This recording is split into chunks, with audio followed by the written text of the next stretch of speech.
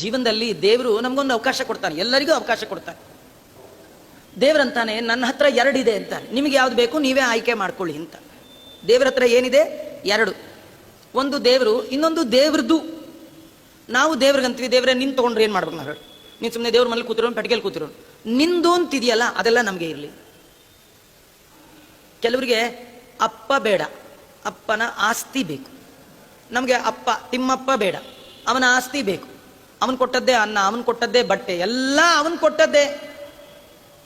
ಅವನು ಕೊಡದೆ ನಮ್ದು ಅಂತ ನಾವೇನಾದ್ರು ತಂದಿದ್ದು ನೆನಪಿದೆ ಯಾರಿಗಾದ್ರು? ಬರುವಾಗ ಯಾರಾದರೂ ಏನಾದ್ರು ತಂದಿದ್ದಿದ್ಯಾ? ಬ್ಯಾಂಕ್ ಬ್ಯಾಲೆನ್ಸು, ಅಥವಾ ಕೈಯೊಳಗೆ ವಾಚು ಉಂಗುರ ಹಾಕೊಂಡು ಬಂದದ್ದು, ಕತ್ತೊಳೊಂದು ಸಣ್ಣ ಎಳೆ ಚೈನ್ ಹಾಕೊಂಡು ಹುಟ್ಟಿದ್ದು, ಮೈ ಮೇಲೆ ಒಂದು ಟ್ರಿಮ್ ಆಗಿ ಸೂಟ್ ಹಾಕೊಂಡು, ಯಾರು ಕೇಳಿದ್ರೆ ಎಲ್ಲರೂ? ಎಷ್ಟೆಲ್ಲ ವಿಚಿತ್ರಗಳ ಹುಟ್ಟನ್ನು ನಾವು ನೋಡ್ತೇವೆ ಟಿವಿಲೆಲ್ಲ. 2 ತಲೆ 3 ಕೈ 2 ಕಣ್ಣು ಇವೆಲ್ಲ ನೋಡ್ತೀವಿ. ಆದರೆ ಯಾವುದೇ ಒಂದು ಮಗು ಹುಟ್ಟುವಾಗ 100 ಗ್ರಾಮ್ ಬಂಗಾರ ಹಾಕೊಂಡು ಹುಟ್ಟಿತು, ಬರುವಾಗ ಪ್ಯಾಂಟು ಶರ್ಟ್ ಹಾಕೊಂಡು ಹುಟ್ಟಿತು, ಎಲ್ಲರೂ ಕೇಳಿದ್ದೀರಾ? ಇಲ್ಲೇ ಇಲ್ಲ. ದಾಸರು ಕೇಳ್ತಾರೆ, ಬರುವಾಗ ಏನ ತಂದೆ, ಬರುತ್ತಲೇ ಎಲ್ಲಾನು ನನ್ನದೆಂದೆ. ನಾವು ಬರುವಾಗ ತಂದಿಲ್ಲ ಅಷ್ಟೇ ಅಲ್ಲ, ಹೋಗುವಾಗೂ ಏನು ತೊಗೊಂಡು ಹೋಗಲ್ಲ, ಅದ್ರ ನೆನಪಿರ್ಬೇಕು. ಹೋಗುವಾಗ್ಲೂ ಏನು ತೊಗೊಂಡು ಹೋಗೋಂಗಿಲ್ಲ, ಬರುವಾಗೂ ಏನು ತಂದಿಲ್ಲ. ಬರೀ ಕೈಯಲ್ಲಿ ಬಂದ್ವಿ, ಬರೀ ಕೈಯಲ್ಲಿ ಹೋದ್ವಿ. ದೇವರು ನಮ್ಮ ಪೂರ್ವ ಜನ್ಮಕ್ಕೆ ಅನುಸಾರಿಯಾಗಿ ಈ ಲೋಕದಲ್ಲಿ ಕೆಲವನ್ನ ನಮಗೆ ಕೊಟ್ಟಾಗ ಮಾಡ್ತಾನೆ. ಅದು ಯಾಕೆ ಗೊತ್ತಾ? ನಮ್ಮನ್ನು ಟೆಸ್ಟ್ ಮಾಡಲಿಕ್ಕೆ. ನಿಂಗೆ ನಾನು ಕೊಟ್ರೆ ಅದೇ ಬುದ್ಧಿಯಿಂದ ನೀನು ನನ್ನ ಹೆಸರಿನಲ್ಲಿ ಯಾರ್ಯಾರು ಕೊಡ್ತೀಯ ನೋಡೋಣ ಅಂತ ಕೊಡ್ತಾನೆ. ಕೊಡೋ ಬುದ್ಧಿ ಕೊಡೋದು ಕಷ್ಟ. ಕೊಟ್ಟ ದೇವರು ಕೊಡುವ ಬುದ್ಧಿಯನ್ನ ಕೊಡೋದು ಬಹಳ ಕಷ್ಟ. ಯಾರಿಗೂ ದೇವರು ಮೋಸ ಮಾಡಿಲ್ಲ. ದೇವರಿಗೆ ಮೋಸ ಮಾಡೋರೇ ಎಲ್ಲ. ಕೊಟ್ಟ ದೇವರಿಗೆ ಇಲ್ಲ ಅಂದ್ಬಿಡ್ತಾನೆ. ದೇವರಂತ ನಾನೇ ಎಲ್ಲ ನಿಮಗೆ ಕೊಟ್ಟದ್ದು, ನಾನು ನಿಮ್ಮನ್ನು ಏನೂ ಕೇಳಲ್ಲ. ಯಾಕಂದ್ರೆ ನನ್ನ ಹತ್ರ ಇರೋದೇ ಒಂದು ಮಣ, ನಿಮಗೆ ತೊಗೊಂಡ ನಾ ಏನು ಮಾಡಲಿ? ದೇವರು ಏನೂ ತಗೊಳ್ಳದೇ ಇದ್ರು ದೇವರು ಕೊಟ್ಟದ್ದನ್ನು ನೆನಪು ಮಾಡಿಕೊಂಡು ನಾವು ಮಾತ್ರ ದೇವರಿಗೆ ಈ ಮನೆ ನಿಂದೆ, ಈ ಹೆಂಡತಿ ನಿಂದೆ, ಈ ಮಕ್ಕಳು ನಿಂದೆ, ನಾನೇ ನಿಂದ ದಾಸ ಆದಮೇಲೆ ಇದೆಲ್ಲ ನಿಂದಲ್ವಾ ಸ್ವಾಮಿ, ನಂದಂತ ಏನಿದೆ ಇಷ್ಟು ಅಂದ್ರೆ ಅವನಿಗೆ ಖುಷಿ. ಅಪ್ಪ ಆಫೀಸಿಂದ ಬರುವಾಗ ಒಂದಷ್ಟು ಸಿಹಿ ತಿನಿಸನ್ನು ತಂದು ಪುಟ್ಟ ಮಗು ಕೈಲಿ ಕೊಟ್ಟಾಗ ಮತ್ತೆ ಅಪ್ಪ ಮಗುವನ್ನು ಕೇಳ್ತಾನೆ, ನಂಗೊಂದು ಕೊಡು ಅಂತ. ಆ ಮಗು ಅಷ್ಟನ್ನು ತೆಗೆದು ಅಪ್ಪನ ಕೈಲಿ ಹಾಕ್ಬಿಟ್ರೆ ಅಪ್ಪನಿಗೆ ಭಾರೀ ಖುಷಿ. ಯಾವ ಅಪ್ಪನೂ ಕೂಡ ನನಗೆ ಕೊಟ್ಟ್ಯಾ ನಿಂಗೊಂದು ಕೊಡಲ್ಲ ಅಂತ ತಿನ್ನಲ್ಲ, ಮಗುಗೆ ವಾಪಸ್ ಕೊಡ್ತಾನೆ. ಅವ್ ಯಾಕೆ ಕೇಳ್ತಾನೆ ಅಂದ್ರೆ ಕೊಡೋ ಬುದ್ಧಿ ಇದೆಯಾ ಅಂತ ನೋಡ್ಲಿಕ್ಕೆ ಕೇಳುವಂತೆ ಭಗವಂತ ಈ ಜೀವನದ ಒಳಗೆ ನಮಗೆಲ್ಲ ಸಂಪತ್ತೆಲ್ಲ ಕೊಟ್ಟಿರ್ತಾನೆ. ಆದರೆ ದೇವರನ್ನ ನಾವು ಕೇಳಬೇಕು, ನೀ ಕೊಡೋದು ಸ್ವಲ್ಪ ಕಡಿಮೆ ಮಾಡು ಪರವಾಗಿಲ್ಲ, ಆದ್ರೂ ಕೊಡೋ ಬುದ್ಧಿ ಹೆಚ್ಚು ಮಾಡು. ನೀನು ಕೊಟ್ಟದ್ದನ್ನೇ ಕೆರೆಯ ನೀರನ್ನು ಕೆರೆಗೆ ಚೆಲ್ಲಿ ವರವ ಪಡೆದವರಂತೆ ಕಾಣಿರು. ಜೀವನದಲ್ಲಿ ನಾವು ಸಂಗ್ರಹ ಮಾಡ್ತೀವಿ. ಯಾಕೆ ಗೊತ್ತಾ? ಅದು ನಂಗಿಷ್ಟ ನಂಗಿಷ್ಟ ನಂಗಿಷ್ಟ ಅಂತ.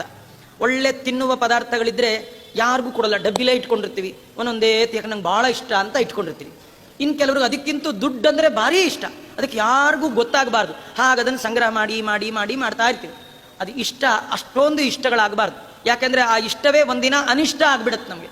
ಹಾಗಾಗಬಾರ್ದು ಅಂತಾದರೆ ದೇವರು ಕೊಟ್ಟದ್ದನ್ನು ನೆನಪು ಮಾಡಿಕೊಂಡು, ದೇವರೇ ನೀನಿತ್ತ ಸೌಭಾಗ್ಯ ನಿಬಿಡವಾಗಿದೆ ಎನಗೆ, ಏನ ಬೇಡಲಿ ನಿನ್ನ ಬಳಿಗೆ ಬಂದು, ಭಗವಂತ ನೀನು ನನಗೆ ಮತ್ತೇನು ಕೊಡಬೇಡ, ನೀನಿತ್ತ ಸೌಭಾಗ್ಯ ನಿಬಿಡವಾಗಿದೆ, ಬೇಕಾದಷ್ಟಿದೆ. ನೋಡಿ, ನೀವು ದೇವರ ಹತ್ರ ಬಂದು ಅದು ಕೊಡು ಇದು ಕೊಡು ಕೇಳಬೇಡಿ. ಯಾಕೆ ಗೊತ್ತಾ? ನೀವು ಬರಕ್ಕೆ ಮುಂಚೆನೇ ನಿಮಗೇನು ಕೊಡಬೇಕು ಅಂತ ಅವನು ಫಿಕ್ಸ್ ಮಾಡ್ಕೊಂಡ್ಬಿಟ್ಟಿದ್ದಾನೆ. ಒಂದು ಸತಿ ಅವನು ಫಿಕ್ಸ್ ಆದಮೇಲೆ ನೀವು ಇನ್ನೇನು ತಿಪ್ಪುರ್ಲಾಗ ಹೊಡೆದು ಸರ್ವ ಸೇವೆ ಮಾಡಿ ಕನಕಾಭಿಷೇಕ ಮಾಡಿದ್ರು ನಿಮ್ಗೆ ಕೊಡಲ್ಲ. ಹಾಗಾದ್ರೆ ದೇವರನ್ನ ಏನು ಕೇಳಿ? ಸ್ವಾಮಿ ನೀನೇನು ನಂಗೆ ಕೊಡೋದು ಬೇಡ, ನಂಗೆ ಒಂದೇ ಒಂದು ಬಾಕಿ ಇದೆ, ಅದೇನೆಂದರೆ ನೀನೇ ನನಗೆ ಬೇಕು, ನೀನು ನನ್ನ ಹೃದಯದಲ್ಲಿ ಕಾಣಿಸು, ನಂಗೆ ಅಷ್ಟು ಸಾಕು.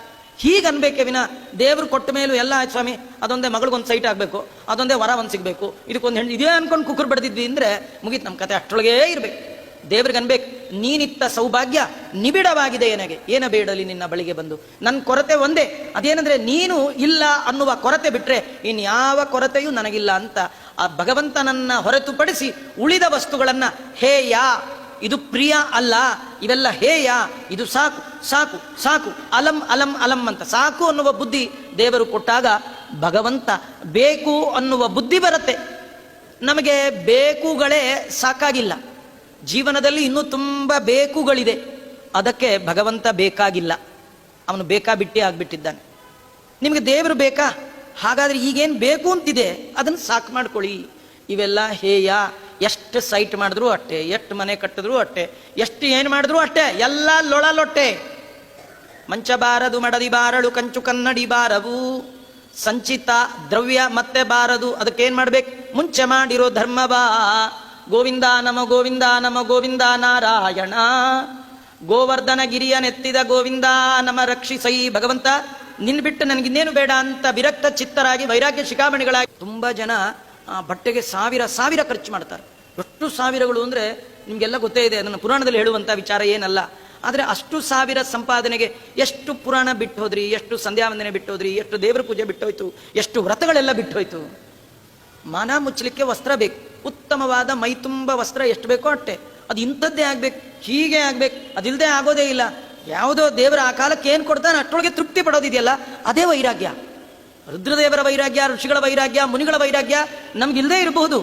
ದೇವರು ಕೊಟ್ಟದ್ದನ್ನ ಮತ್ತೊಬ್ಬರಿಗೆ ನೋವಾಗದ ಹಾಗೆ ಉಪಭೋಗ ಮಾಡೋದೇ ನಿಜವಾದ ವೈರಾಗ್ಯ. ದೇವರು ಏನು ಕೊಟ್ಟಿದ್ದಾನೆ ಅದನ್ನು ಸ್ವೀಕಾರ ಮಾಡ್ತೀವಿ. ಕೊಟ್ಟಿಲ್ಲ ಕಾಡಲ್ಲ, ದೇವರನ್ನ ಮತ್ತೆ ಬೇಡಲ್ಲ. ದೇವರನ್ನ ಬೇಡಲ್ಲ, ಮಂದಿನ ಕಾಡಲ್ಲ. ದೇವರು ಕೊಟ್ಟಿದ್ದು ಸಾಕು. ಯಾರು ಇರ್ತಾನೆ ಅದು ವೈರಾಗ್ಯ ಅಂತ. ಇದನ್ನು ರುದ್ರದೇವರು ತೋರಿಸ್ತಾ ನಮ್ಗೆ ಹೇಳ್ತಾರೆ, ನಿಮಗೆ ದೇವರ ದರ್ಶನ ಆಗ್ಬೇಕಾ, ಜೀವನದಲ್ಲಿ ದೇವರ ಅನುಗ್ರಹ ಆಗ್ಬೇಕಾ, ವೈರಾಗ್ಯದಿಂದ ಬದುಕನ್ನ ನಡೆಸಿ. ವೈರಾಗ್ಯದಿಂದ ಬದುಕು ಅಂದ್ರೆ ಯಾವ ಕಾಲಕ್ಕೆ ದೇವರು ಏನು ಕೊಡ್ತಾನೋ ಅದರಲ್ಲೇ ಸಂತೋಷ ಪಡಿ. ಇವತ್ತು ನಿಮ್ಗೆ ಚಾಪೆ ಸಿಕ್ಕಿದ್ಯಾ, ಆರಾಮ ಮಲಗಲಿಕ್ಕೆ ಕುರ್ಲಾನೇ ಬೇಕಂತಿಲ್ಲ, ನಿದ್ದೆ ಬರ್ಬೇಕಟ್ಟೆ ಅಲ್ವಾ. ಬೀದಿಲಿ ಎಷ್ಟೋ ಜನ ಮಲಗಿರ್ತಾರೆ, ಏನು ಗೊರಕೆ ಹೊಡಿತಾರ್ರಿ. ಈ ಮನೇಲಿ ಎಸಿ ಕುರ್ಲಾನ ಹಾಕಿ ಮಲಗಿರ್ತಾರೆ, ನಿದ್ದೆನೇ ಬರೋದು. ಹಾಸಿಗೆ ನಿಮ್ದು, ನಿದ್ದೆ ಯಾರ್ದು? ದೇವ್ರದ್ದು. ನಿದ್ದೆ ಕೊಡೋದು ಅವನು. ಹಾಸಿಗೆ ನಿದ್ದೆ ಕೊಡಲ್ಲ, ಫ್ಯಾನ್ ನಿದ್ದೆ ಕೊಡಲ್ಲ, ಅದು ಕೊಡೋದು ಭಗವಂತ. ಅದರಿಂದ ನಿಮ್ಗೆ ಸುಖ ಆಗಬೇಕೇ ವಿನಃ ಸುಖದ ಸಾಧನದಿಂದ ಏನಿಲ್ಲ. ದೇವರು ಕೊಡೋನು ಸುಖ, ಅದರಿಂದ ಅವನು ಕೊಡಬೇಕು. ನೀ ಕೊಟ್ಟರೆ ಉಂಟು, ಇಲ್ಲದೆ ಇದ್ರಿಲ್ಲ ಅಂತ ಭಗವಂತನನ್ನ ಪ್ರಾರ್ಥನೆ ಮಾಡಬೇಕು. ವೈರಾಗ್ಯದಿಂದ ಜೀವನವನ್ನ ನಡೆಸಬೇಕು ಅಂತ ನಮ್ಗೆ ಇಲ್ಲಿ ತಿಳಿಸ್ಕೊಡ್ತಾ ಇದ್ದಾರೆ ರುದ್ರದೇವರು.